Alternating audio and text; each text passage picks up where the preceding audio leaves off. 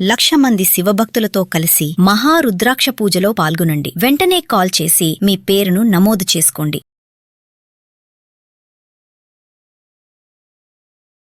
నమస్తే, welcome to Suman TV. నేను మీ కృష్ణవేణి. మన దగ్గర వాళ్ళైనా కూడా వాళ్ళు మరణిస్తే వాళ్ళ పాడె మోయడానికి చాలా మంది భయపడతారు, అనుమానపడతారు. ఒకవేళ వాళ్ళు సుముఖంగా ఉన్న ఇంట్లో వాళ్ళు అట్లాంటి పనులు ఏం చేయకు, వెళ్తే వెళ్ళావు కానీ ముందే హెచ్చరించి పంపిస్తారు. ఇక వేరే వాళ్ళ సంగతి, మనకు తెలియని వాళ్ళ సంగతి అయితే మాట్లాడాల్సిన అవసరమే లేదు. నిజంగా పాడె మోయడం అంత అశుభ సూచన? అలా మోస్తే నష్టమా, లాభమా? ఈ అంశాన్ని మనకు వివరించడానికి ఈరోజు మనతో పాటు ఉన్నారు ప్రముఖ ఆధ్యాత్మికవేత్త, జ్యోతిష శాస్త్ర పండితులు, మంత్రశాస్త్ర పండితులు బ్రహ్మశ్రీ కొండవీటి దత్తాత్రేయ శర్మ గారు ఉన్నారు. గురువు గారితో మాట్లాడదాం. గురుగారు నమస్కారం. నమస్కారం. గురుగారు, అసలు అనాథ ప్రేతల సంగతి పక్కన పెడితే మన కుటుంబ సభ్యులే లేకపోతే దగ్గర వాళ్ళు, స్నేహితులు ఎవరైనా చనిపోతే పాడెం వేయడానికి చాలా ఆలోచిస్తారు.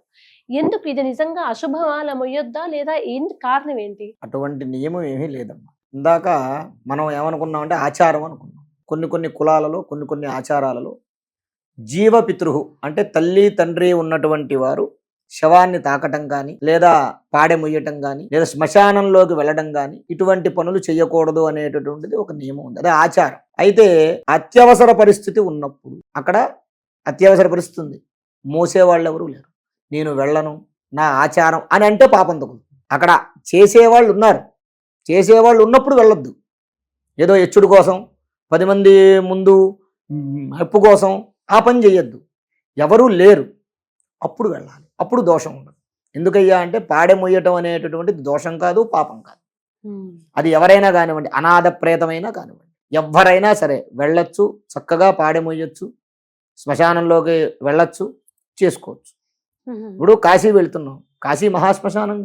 అక్కడ ఎవరెవరివో వాళ్ళు ఎవరెవరో మోస్తూ ఉంటారు. అయితే కాశీ ఏంటయ్యా అంటే అది పుణ్యభూమి కాబట్టి అక్కడ మనం ఏం చేసినా పుణ్యమే వస్తుంది, పాపం అనేటటువంటిది రాదు. కానీ ఇక్కడ ఇంకోటి కూడా ఏంటయ్యా అంటే ఈ కార్యక్రమానికి పాపము దోషము అనేది ఉండదు. చాలామంది పాపం తగులుతుంది, దోషం తగులుతుంది.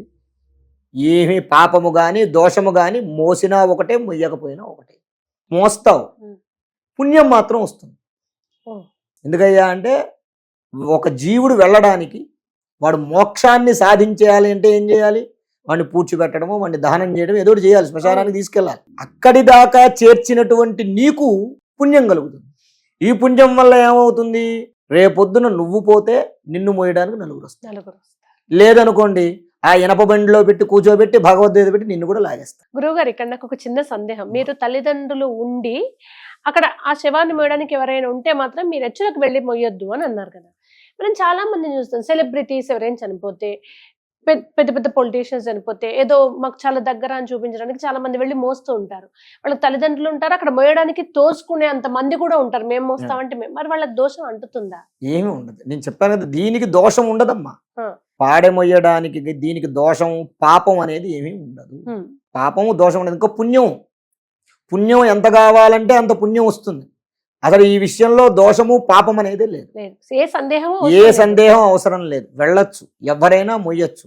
మోసేవాళ్ళు ఉన్నారు, మనకి బాగా కావలసిన వాళ్ళు అనుకోండి, మోసేవాళ్ళు ఉన్నా సరే వాళ్ళ మీద ఉన్నటువంటి మక్కువతోటి ఆ ప్రేమ చంపుకోలేక మోస్తే దానికి తప్పు లేదు. దీన్ని మనం ఇప్పుడు దహోత్రుడు అని ఉంటాడు, దహోత్రుడు అంటారు. అంటే ఎవరు? ఒక వ్యక్తికి కొడుకులు పుట్టలేదు, కూతురే పుట్టింది. కూతురికి పెళ్ళయింది, అల్లుడు ఉన్నాడు. అల్లుడికి కూతురికి పుట్టినటువంటి మనవడు ఎవడైతే ఉన్నాడో వాడు దహోత్రుడు అవుతాడు. వాడికి తలకొరువు పెట్టే అధికారం ఉంది. వాడికి తల్లిదండ్రి ఉన్నా సరే అమ్మమ్మకి తాతయ్యకి తలకొరువు పెట్టచ్చు. మరి అప్పుడు దోషం కాదా? ఇప్పుడు ఎప్పుడైతే తల్లిదండ్రులు ఉన్నవాడు ముట్టుకోకూడదు అని మనం చెప్పాం, అదే శాస్త్రం, అదే ఆచారం, అదే కులమత వ్యవస్థ దహోత్రుడు చేయొచ్చు అన్నాడు. అదే లేదు, అసలు కూతురు కూడా లేదు, అన్నదమ్ముల పిల్లలు ఉంటారు, తమ్ముడు భార్య లేదా అన్నగారు భార్య ఉన్నారు, వాళ్ళ పిల్లలు కూడా చేసే అధికారం ఉంటుంది. ఎవరైనా చెయ్యొచ్చు. చెయ్యకూడదనేటటువంటి నియమం ఏమీ లేదు. మనం ఏదో వెళ్తున్నాం, ఎవరో వెళ్తున్నారు, వాళ్ళు బాగా తెలిసిన వాళ్ళు అనుకోండి, మొయ్యొచ్చు. దానికి అసలు నేను మొయ్యనంటే నీకు పాపం పట్టు అంటే దాన్ని ఒక అంటరానితనంగా చూస్తే, ఎప్పుడైతే దాన్ని నువ్వు పాపంగా చూస్తావు అప్పుడు పాపం అంటుకుంటుంది తప్ప, లేకపోతే నీకు పాపము దోషము అంటుకోదు. అంతటి పవిత్రం. ఇప్పుడు దైవకార్యం కన్నా పితృకార్యం భిన్నం. ఒక అనాథ ప్రేత శవానికి చేసేటటువంటి ఇటువంటి సహకారం, ఇటువంటి పని ఏదైతే ఉంటుందో అది అఖండమైనటువంటి పుణ్యాన్ని ఇస్తుంది. పెద్ద పెద్ద యాగాలు చేసినటువంటి ఫలితాన్ని ఇస్తుంది. కాబట్టి ఎవరు భయభ్రాంతులు పడాల్సిన అవసరం లేదు. చక్కగా ఆ పాడె మొయ్యొచ్చు, వెళ్ళొచ్చు.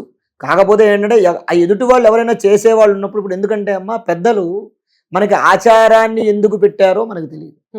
వాళ్ళు ఒక ఆచారాన్ని ప్రవేశపెట్టారు కాబట్టి, ఆ ఆచారాన్ని పాటిస్తూ మనం ఉన్నాం కాబట్టి, తల్లి తండ్రి ఉన్నటువంటి వాళ్ళు అవకాశాన్ని బట్టి, అక్కడ ఎవరూ లేరు, నేను పట్టనంటే అప్పుడు పట్టుకుంది పాపం, శుభ్రంగా వెళ్ళొచ్చు, చక్కగా పట్టుకోవచ్చు, మొయ్యొచ్చు, చెయ్యొచ్చు. కాబట్టి ఆ పని చక్కగా చేసుకోండి, దోషం. ధన్యవాదాలు.